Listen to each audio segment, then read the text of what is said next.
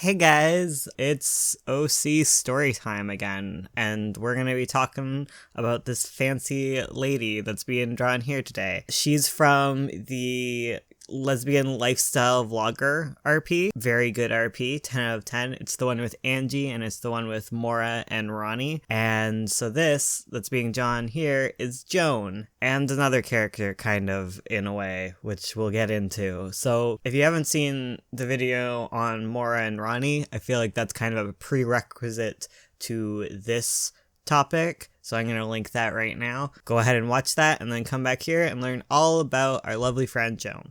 So Joan isn't my character. Joan is played by Ursula, and Joan is kind of our villain because Ursula hates being villains, you know, so I make her be villain sometimes. So Joan is best friends with Ronnie, one of our two vloggers that kind of began the RP, and Joan has like this huge crush on her, and she's had it since like they met each other basically in high school, I think. And so yeah, Joan's been super in love with her for a very long time. Joan has been pretty upset with the fact that Ronnie has gone and married another lady named Maura. Like, Joan thinks that this should be her and that they were meant to be together, and that this whole Ronnie marrying Maura thing, that's a whole sham, and if Ronnie would just realize the truth, then they could be together. And so Joan is a witch, because there's witches in this RP. This is kind of like the main crux of the RP, the main like world building aspect is that there is magic. And the way that the magic works is that everyone has a curse state, and if you fail a ritual, then you end up in your cursed state, varying degrees of cursedness depending on how strong the spell is. And if you succeed the ritual, then you get to move on and be fine and have a blessed state, which is usually something nice. So yeah, that's the basics of the magic. I think we've gone into it a lot more in depth in the previous videos. But anyways, so Ronnie kind of knows that Joan has a crush on her, but she doesn't feel like it's that big of a crush, and she feels like that for the most part they've kind of worked things out and that they're just friends, and so they just talk all the time. And Joan is like, yeah, no, I had a crush on you in the past, but like I've moved on, it's fine, I'm fine. So yeah, Ronnie doesn't really suspect any wrongdoing from Joan. Like, they're kind of BFFs from Ronnie's perspective. So what ends up happening is that there's like this curse thing going around on YouTube, sort of like the Tide Pods challenge, sort of like the cinnamon challenge, where you get this very weak spell and you test your love with someone in your life by giving them a kiss and doing this ritual. And it's supposed to be kind of like spooky and fun because you're doing like a witch ritual thing, and it's not dangerous at all because they wouldn't sell it in retailers if it was dangerous. So like all sorts of people have done it. People who aren't even in love have done it, and they turn out fine, because as long as you don't like despise the person, you're gonna be okay. Unfortunately, Ronnie's wife, Maura, she's like not into this at all because her best friend Angie was super cursed, so she doesn't really want to mess with magic at all. So what Ronnie ends up doing is going to Joan and is like, hey Joan, can you help make an even weaker version of the spell for me?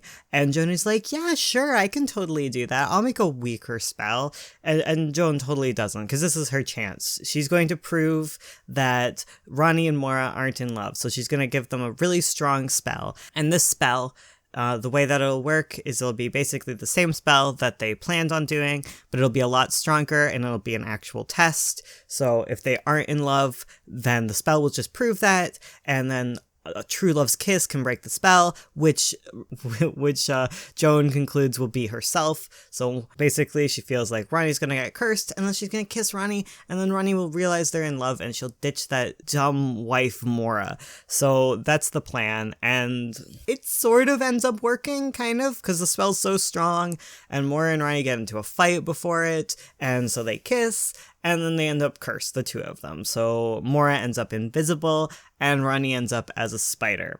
So all of that happens, and this all kind of becomes a little too much for Joan. So Joan kind of has her friend looking after Ronnie. She's just kind of like nervous around this giant spider, and she wants to figure out like an easier way around this, because that's kind of Joan's problem, is instead of like dealing with things head on and smart and respectably, she just kind of like barrels into things and gets herself in trouble, I guess. She doesn't think things through, and she kind of wants the easy way out. And like, so she kind of ditches Ronnie for a bit, and she goes off and does her own sort of wintry stuff. And because this all happened around Christmas, right, for RRP. So she goes off, she does all her own kind of thing. She keeps at her schooling, because Joan is in school to be a witch. She runs an Etsy store where she sells really simple magic spells and like little like innocuous like good fortune and good relationship and all sorts of like simple blessings that you basically can't mess up. She doesn't always mess around with very terrible strong magic, but she does sometimes. And she mainly messes around with strong magic when she's with her family. So this is kind of the backstory of Joan. But Joan comes from like a long line of witches. Like her family is super into it. They're like the evangelicals of witches. They are like deep in the religion. They're very, very strict about it, and it gets to a point where they're not exactly legal about things when interacting with each other. So when Joan was growing up, there was always like big family gatherings for like all of the typical witch holidays. So there's like the solstice, like the summer solstice, the winter solstice, and other events like that. All her family would get together, and they wouldn't do the fun normal things that like modern day witches do. Like modern day witches, like there's this one girl named Abigail, and for her solstice she makes like a cake and like has it with her family. Like she makes a little blessed cake and it's fine. So that was like her plan. That's a typical witchy plan in this world, just a simple ritual, not dangerous at all. However, Joan's family is a very different story. So the winter solstice, which is the one that ends up being celebrated early on in the RP, for witches in this world, the winter solstice is a day when you test yourself with the cursed ones. So there's the blessed ones and the cursed ones, and the blessed ones have their day for the summer solstice, and the cursed ones have their day on the winter solstice. And so on the winter solstice, the blessed are much weaker than the cursed. So spells are a lot more dangerous to do on the winter solstice because they are very strict, and like if you don't meet everything exactly, you'll be cursed. The curse, because typically what happens is the blessed ones get to determine whether or not a curse is successful or not, and then the cursed get to determine the punishment, the amount of punishment. However, that doesn't really happen on the winter solstice. On the winter solstice, the blessed are kind of sat in the back corner of the room while the cursed get to kind of handle everything. It's their day. And on this day, you are supposed to prove your loyalty to the cursed, just show them like perfectly executed spells, and there's like very specific spells that tend to be like favored by the cursed. And so throughout like her childhood, they would always get together and do the rituals. Like even the kids were involved, and it really upset her, obviously, because she was like a kid, and there'd be sacrificing goats and things. And because the solstice is such a powerful and horrible day, rarely any of them got out completely uncursed, right? So like every winter, while all her friends were having like Christmas or doing solstice with their families, she'd end up cursed, and she'd feel pretty horrible about it, because like her cursed form is like this gooey kind of slime thing. Like if she was 100% cursed, she'd just be a puddle of goo. So she gets all gooey, she gets all gross, she doesn't get to exchange presents like her friends did, and she was just very traumatized by the whole ordeal. And it very much upsets her to see kids getting cursed, and when her family continues to do things, right? So yeah, Joan had kind of like a very difficult childhood because of like her family and because of how strict they were as witches. And like her family's very large because they also value like having like children, because it's very like it's seen as like the ultimate blessing. So she's always being pressured to find someone and like her family's always been pressured to have more kids, even though she's like an only child. So yeah, like there's a lot of shame and stuff built around all of that ordeal and business. Anyways, so what ends up happening this particular year, 2018, the year of our Lord, is that before the solstice, everyone in her family gets this like vision, like in their sleep. Like they get this vision of like this spell that they are supposed to do. And so Joan contacts her friend Lorelai. Lorelai's like a distant cousin. She's part of the family, and she's like, Lorelai, did you have this crazy dream too? And Lorelai's like, yeah, I did. And they start to realize that everyone in their family did. It's probably a big deal. Probably has something to do with the cursed ones, so they should probably do what the spell entails. So the spell is the following. Like, she needs the blood of her lover and the hair of her foe, and she also needs like some other things. I think she needed like an ebony candle and other things like that. And so she waits a bit before doing this, and she like waits to see if anyone else in her family does the ritual. And so Lorelai ends up doing the ritual, and so she explains that the ritual is that like she got like blood from her husband Sage, and then she got a lock of hair from she got hair from her one of her coworkers, because like that's the closest thing she had to a foe. And so she then burned the hair above the ebony flame or whatever, and like then the spell kind of took over and did its very own thing. It was a very intense spell, she like recalls, and it ended up with her grabbing like a permanent marker and like stripping all of her clothes off and writing runes all over herself. And then she had a crazy night with her husband to follow. And Joan's like, wow, that sounds terrible. That sounds really freaky, because she doesn't like those really strong spells, because those are kind of the ones they would do for the solstice every year. And she doesn't like it when the the gods take over her body and do all those things. So she's not looking forward to this. But eventually she goes to Maura and Ronnie and says, hey guys, like I think I figured a way that we can fix this curse. So I'm gonna need some things from you. And so she gets some of Maura's hair, and she gets some of Ronnie's blood, and Maura's like, this better work, Joan, because I'm really sus of you. And Joan's like, yeah, I know I made a mistake. I didn't mean to do all this stuff. It'll be fine. I'm sure the spell will work, knowing full well that this has nothing to do with them. And, you know, she looked at how Lorelai's spell went, and nothing bad ended up happening to Sage, and that's all she cares about. She doesn't care if anything happens to the foe, because obviously she doesn't really care for Maura as a person, because Joan has problems. So she takes the hair, she takes the blood, and she does the ritual. She makes kind of a mistake. So she sets down like a little permanent marker for her to grab, but unfortunately, she does her ritual, she sets everything up, and then as she's going to do the ritual, she burns the hair and she drinks the blood, which she did not expect. God damn it, Lorelai, why didn't you tell me that part? And so her hand goes towards the marker, and then it keeps going down towards her little shelf, and she's like, oh no, because she did her ritual on her normal ritual place, and she left her usual drawers unlocked. So her hand keeps going down. It grabs her ritual blade out of her cupboard instead of the permanent marker, because the spell is like, this is a way better tool. And then she strips off her clothes. She cuts all these runes and symbols into herself. It's all very horrible and terrible and painful and awful and all of the negative adjectives possible.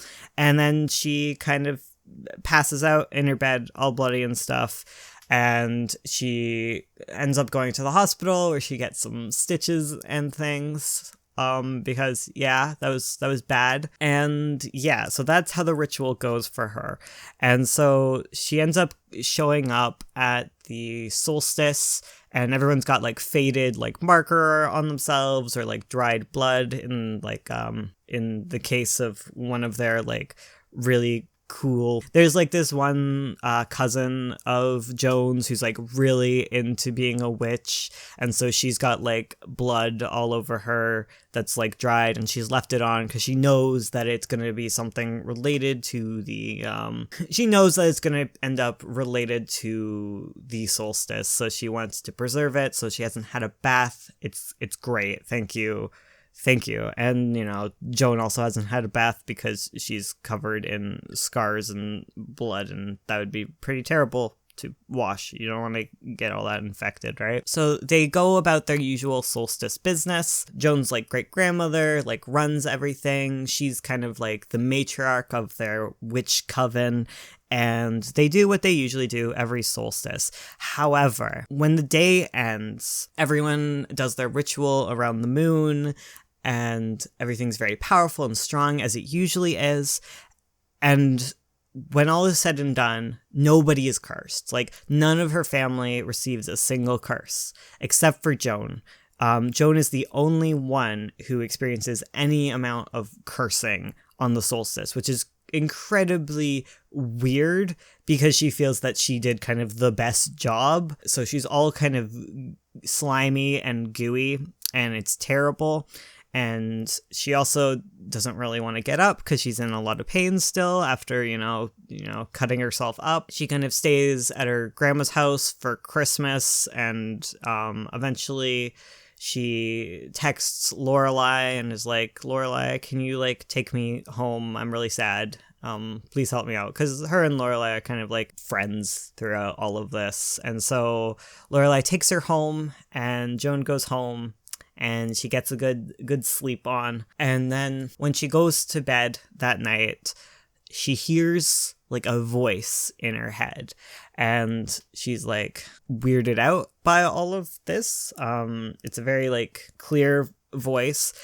And then she starts moving, unbeknownst to herself. Like, her body has like a mind of its own, and she stands up and she's like, excuse me? So Joan then starts talking, and like, she's not talking, but her voice is doing its own talking. And basically it introduces itself, this voice in her, as the curse. And so this cursed one introduces itself. It just calls itself the Cursed. It tells Joan that it has chosen her as a vessel because she's kind of a pathetic, terrible person, and she made runes that were very welcoming to the Cursed. And Jones is like, Heke, excuse me, can you please get out of my body, cursed monster you? And the Cursed is like, no, I can't get out. Like, now that I'm in, I can never go out. Like, until this body rots, I'm kind of stuck here. And also, like, stop sassing me. And, like, Joan doesn't quite believe any of this at first, but she quickly learns that, like, all of this is very, very much actually happening. And this cursed one has dubbed her a witch devil. We'll get into that in a sec here. And it refuses to let her bathe or use like any sort of cleaning products whatsoever. It demands that they have an audience with her family. And they demand that Jones pays them tribute and does a bunch of terrible, horrible, gross rituals, basically, that are very not clean, like just like eating rotten food and like gross stuff like that. And Joan is quite shocked. So basically, what has happened to Joan is that she has become a witch devil. And in this world, witch devils are one of like two myths, basically. They're like lore, like witch covens will talk of them, and like some people don't even really believe in them.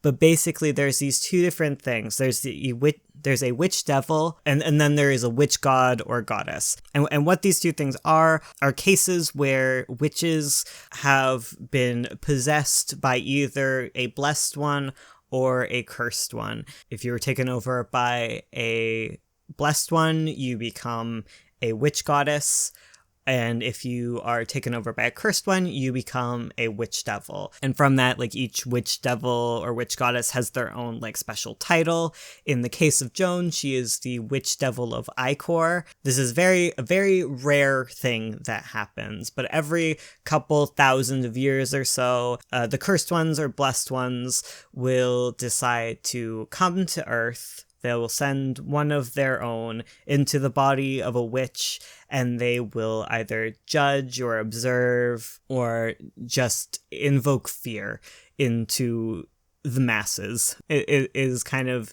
their goal. And so this specific cursed one is here to invoke fear and judge and just be kind of a jerk. And so we call the cursed one cursed, and we tend to use like they them pronouns with them because they're not like male or female, and they're starting to become a bit of a character. Like them and Joan, they're always like bickering with each other. Like the cursed ends up having the ultimate say what is done with the body, but like Joan is gonna sass the entire way because that's kind of Joan's prerogative. And so where we are in the RP now is, so Joan has gone forward and she's gone back to her home, back to her family, and she called on another family reunion really quick. And so when they all get there, Joan announces that she is a witch devil, and they're like, yeah, sure, totally believable, Joan.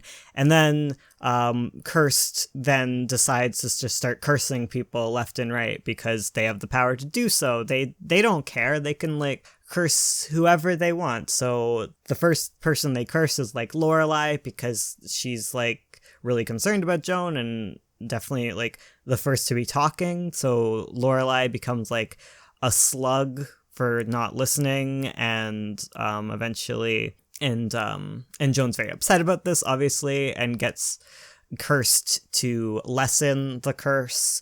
And Cursed also curses a bunch of other people. They particularly like cursing the children, which Joan doesn't like at all, but the curse is like, why aren't the small ones worshiping me enough? Shouldn't they be like paying attention too? And Joan is like, it's a baby, Cursed. You can't just make a baby do what you want. That's not how they work. It's a baby. And then Cursed is like, fine, you know what I'll do? The adults can handle that. So if anyone's out of line, I curse all of you. And if any of you behave, we'll slightly uncurse like all of you. Okay, so then the whole coven gets started being treated like a group, and they have to like work together at like keeping the kids worshipping and building this temple in honor of the witch devil of Ichor, and they have to eat gross food and pay tribute terribly, and everyone's getting terribly sick, and it's awful. Eventually, Cursed is pretty happy with the way things are going. The coven is sufficiently terrified of them, and the temple's going very well, and everyone's being very obedient. So the curse decides to reward Joan, their vessel, with their love. Joan is confused about this, of course. And the curse is like, I'm going to deliver you Ronnie. Ronnie can be yours as a reward for being so well behaved, and we'll get rid of Mora. Don't worry about it. Joan is very suspect of all of this, but really wants to be with Ronnie. So she's like, okay, but I don't want to date a spider. And the curse is like, just leave it to me. It's fine. So the cursed brings Lorelai and Sage along. Sage is being like, he's been like infested with like mushrooms. Like that's kind of his curse. And Lorelai is still all sluggy, so they head out and they go to Mora and Ronnie's apartment. So Joan comes to the door, and she's kind of a big stink, but like, you know, like Mora's very kind to cursed people now. She's trying to be respectful, but she's really mad at Joan because she knows that Joan like on purpose cursed them, and like they've been looking for Joan to like, because she's done a lot of illegal stuff. She's done stuff that's kind of paramount to like assault, like giving someone a powerful curse when they were supposed to get like a small curse. That's a big deal. So when Joan shows up, she's not happy, very, very not happy, and she goes to sass her. The curse is like, give me Ronnie, and we won't do anything, okay? And Mora's like, no, screw off, Joan. And the cursed one then is just like, okay, well, I curse you more. And so Mora becomes more than just invisible. So she can no longer, like, touch anything. So, like, all of her, like, clothes fall off as she, like, it just becomes a pile of clothes, and, like, her phone drops on the floor as she kind of just becomes, like, a non-existent thing. Like, her voice becomes even more quiet. And she can't touch anything. Like, she goes to grab the doorknob, she goes to stop Joan, and Joan just walks right through her. And Mora is understandably very upset by all of this, because she no longer kind of has a body. Like, if she thinks about it, she can kind of imagine herself being human and having a body again. But for the most part, like, she's kind of just thoughts in the void and like a very quiet voice. She's basically a ghost. And so Joan continues onward, and she finds Ronnie, who is hiding because this is quite scary. And she's the spider, and she just gets spooked by loud noises, so she's all huddled up. And so the cursed undoes a lot of Ronnie's curse, and Ronnie just falls from the ceiling, and that hurts a lot, so Ronnie can't get up, and she's mostly human again. I think she has like all of her 8 eyes still, and she's very much tearful and crying and wondering what the heck is going on, and is very upset to see Joan again after all that's happened. Lorelai and Sage then kind of help her up, and they all bring her back to the temple, where she's kind of locked in a room, and Joan is like, okay, can we go see her now? And the curse is like, no, I think you've been rewarded enough today. And Joan's like, seriously, this doesn't feel like a reward at all.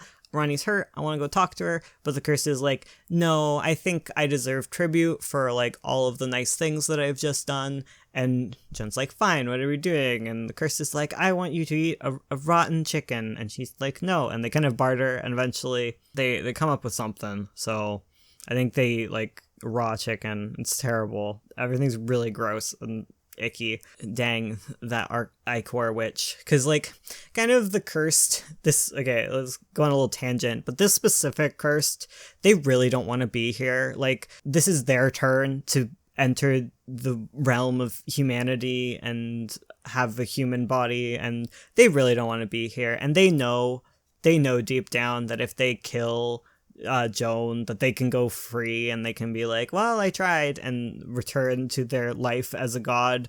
But like, so they're kind of being horrible for that reason. Like, for one, they don't like all of this clean stuff. They like everything messy because they are the witch devil of Ichor, and they have an affinity for all things gross, and they could probably barter with Joan, and I think in the future that's kind of going to be what happens to make their lives more comfortable together, and Joan can like smarten up a bit.